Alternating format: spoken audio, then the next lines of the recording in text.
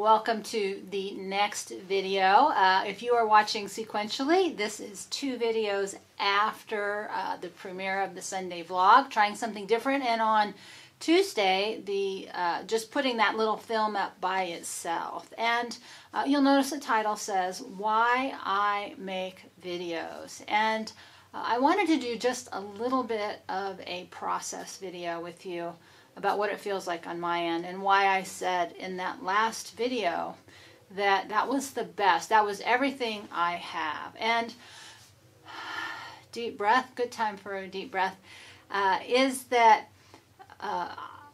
you know, if you've been with me a while, you know I've been back, forth, up, down, all over the place. But there's a reason why I keep coming back to this format. And you know, when I was in photography, when I was 16 and I had my first photography class, the teacher said, you know, if you can get 25% of what you see in your mind on film, and it was actually film back then, that you've done a really good job. And when I went on to film school, when I was, for my bachelor's degree, you know, it was very different. It was film. There was video around, but real movies were still in film, and I wanted to be a real movie director. And I started down that path, but I actually got chased out because of some stuff that was inappropriate, and I just never went back. And the truth is before that was in my early 20s, is I had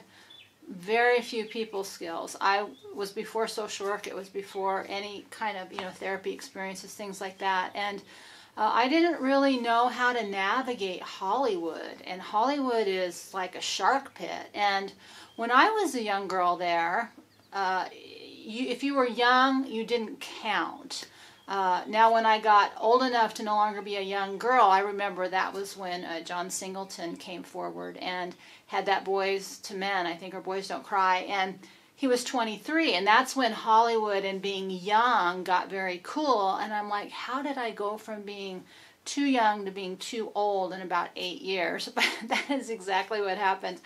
And I missed that window, and then life took over, and, you know, I went back to, got my master's in social work, and, you know, did a bunch of different things, and got very far away from the creative process. And it's never left me, but it's always been a struggle between what goes on up here, what actually is presented, and, you know, how good it can be. And I haven't put out my best because it's very time consuming. And so I wanted to give you just a little window into what making something like that is about. That little tiny 3-minute video is, you know, the graphics that I do specially, and the locations that I had to go to, and the limitations with the location that I had to contend with. It was, you know, it was trying to rain, and there were people, and I didn't want people, and, you know, I did a more thorough explanation on the extras over at Survival Road, and, you know, writing the poetry for it, and how that took time to get it concise and clear and short, and finding the right music, and putting that background vocal to it, and, you know, then the editing process, and all these things that go into a little tiny video. When I first started out, you know, when I was 16, that was when MTV first came out and music videos were popular. And I'm like, oh, you know, I love that. I want to do that. And it never happened. But there were a whole crew, often, you know, 100 people that would get together and put together any kind of, you know, 30-second commercial to a 3-hour film. There were a lot of people involved, and it was very expensive. Even, I think, television at that time was about $6,000 a minute to produce for TV. So it was a very different world. And now we're in this world where it just, you know, you can do almost everything for free, and there's so many people making videos. And what differentiates one from the other? And do we care? You know, and the answer in many ways is no, because the very algorithm and format of social media, and especially YouTube and Facebook, things like that, is more, not better, better. But there are people who rise to the top. And I think we saw that for those of you who are into vlogging style with Casey Neistat. He lifted the bar, but I got really bored with him because he's so superficially just, is talking about his little superficial life in New York City. And I didn't connect with his message or his story. I only watched because I liked his film and his editing. And then everybody copied Casey Neistat's style. And it's been like that. And then I just watched a couple of videos the other day that were just about something I wanted to learn about. And these guys had like zero artistic energy, but I could see how they were editing by mimicking what other people are doing. But that feel wasn't there. It was a mechanical artistry. And I remember not too long ago seeing this little 14-year-old boy whose editing was profound. And then he, goes behind the scenes, and all he's doing is mimicking what other people have done. He breaks the shots out. And the reason I bring that up is that, I wanted to talk a little bit about the art behind all of this. I know I've done that before, but for me, the message has always been more important than the art. And part of my letting go during this summer and what this year is about for me is, I thought I could make this transition this summer very quickly from, I've been on a path for 40 some odd years. I got the answer I was looking for. I didn't like the answer. Then I was floundering, and then I'm like, I have to leave. And so there's all this pressure, and it's really hard to be creative when you feel a lot of pressure and you want to focus on a message that you don't like and nobody wants to hear. And so all these things have come together this summer. And so when I want to tell this story about what's going to be going on this next year, it's me really trying to disengage from the old way of doing things. And honest to God, I've just been slapping videos together, and I've gotten really fast. And it used to take me 3 days when I started doing this in 2011 when I first left California and went on the road. It would take me, 3 days to shoot and edit a video, and some of them longer than that. And then I could just do it in a couple hours. And then, I got to where I couldn't do it. So I really had to back away, and I just got into these talking head things. But like I shared, I had a tiny window of 2016, that first 6 to 8 months, where nobody was watching, and I just experimented as wildly as possible. Not to make a good video, but just to test the limits of the camera and test my editing and things like that. And that was, when I had a lot of fun. And so I want to bring that fun and that creativity back into this process. But I don't know that I'll ever be able to divorce myself from the core message. But one of the reasons why I'm choosing to take extra time, even though there are so many limitations, my computer's overheating, everything I have is the lowest budget, the lowest end. So I'm operating under a tremendous amount of limitations. So when I was watching, her name is Gent, and her videos, they're so beautiful, and her landscape is beautiful, and her clothing is beautiful, and she's so feminine and sprightly and elfin, and everything is really beautiful. And I'm like, oh man, I really want to do that. And her whole thing is creativity, but I just can't talk about the superficial stuff all day, every day, and have that be good enough. I can't talk about, my stuff. Right now I'm dealing with all my survival stuff because I'm trying to, sort through what I'm going to keep and what I'm going to let go of. And I just can't do it. And so I have to find this marriage. But what really helped me this summer was, one, how difficult it is for people to hear women speak. Two was that, we know that we have this idea that politics is downstream from culture. But our culture is actually downstream from art, and art is downstream from, the higher thinking, the deep thinking, the spiritual thinking. Almost nobody wants to do deep thinking, and art is where that's that first step into the world of putting an idea into a form. And once enough people are interested in that form, then the idea starts to seep through. And that's really what's happened with video, where it's still in its infancy. It's only, 12, 13 years old, this mass video production.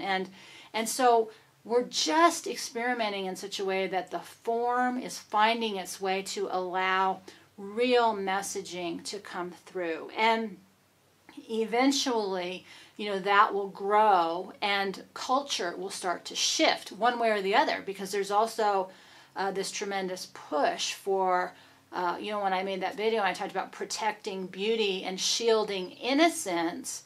The opposite is happening. We're using innocence as a shield with all this terrible thing that we're exposing children to, with all the violence and all these horrible ideas. And, this massive destruction of beauty, and how, every movie is gross. Right now I think The Joker just came out and people are walking out, and I never watch the movies or the trailers, but the headlines are, so violent, so gross, so massively nauseating. People are walking out of these movies, and I'm like, why are we going to movies like that? Because we're putting those ideas into our psyche and our energy and our cells. And so I like art as a way to share beauty and the protection of innocence, the protection of beauty, as an idea until the real message can be extracted from that. Because when culture starts to shift, when we as a culture start to say that life itself is valuable, then we'll see politics change. Right now there's just about a noise and arguing about it. But I was listening to somebody speak, and he was talking about, I think this is a Bible quote, I'm not sure, I think it might be Paul or John, I'm not sure, but it was talking about the cold heart and the lukewarm heart and the burning heart. And my ears kind of picked up when I heard burning heart, because that's the way it feels for me. I have a burning heart to bring you this message of valuing life itself, and wanting you to save your own life, and wanting to save my life, and wanting to save all of us. And I can't walk away from that message, even though it's not popular, even though it's not cool, even though it's not something most people are interested in. I don't know how to not do that, but I do want to say, and the reason I made this was because that last little film, that to me was me putting everything I have that I have access to, into creating something that is simple, that is beautiful, that talks about an idea.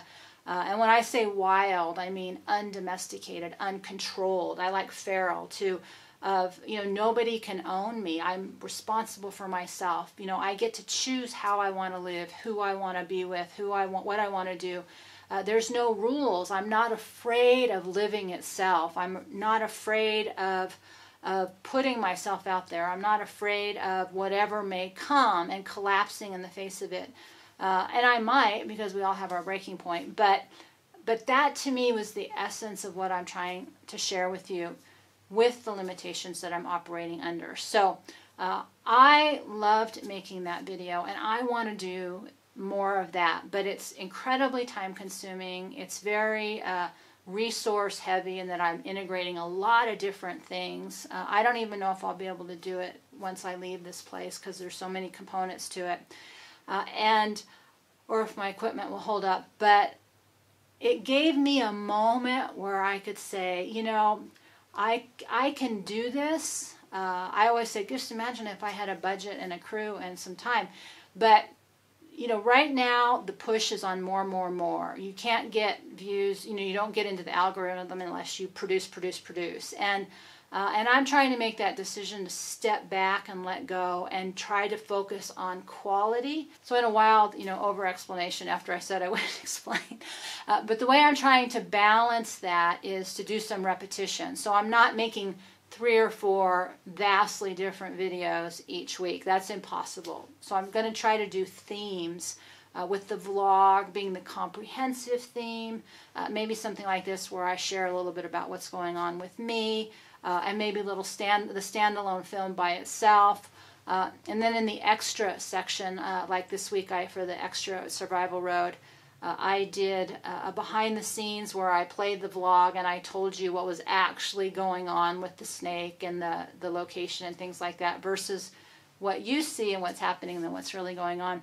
So I'm going to be experimenting with this process, but the reason I make these videos is because this is the form right now that's, I think, most accessible to bring in a new idea and a new message. And it's in its infancy. And I hope that, I know that a few of you get it. It's not a popular idea, but I know a few of you get it. So I appreciate those of you who are investing in me to bring these ideas forth, because at the end of the day, I believe the only way to save myself, to save you, is to save humanity, is really to value life itself. And I want to value beauty and innocence with great strength. And to me, that's the winning combination. So that's just a little bit about what's going on behind the scenes with me. I just wanted to share a moment because I was really excited to complete.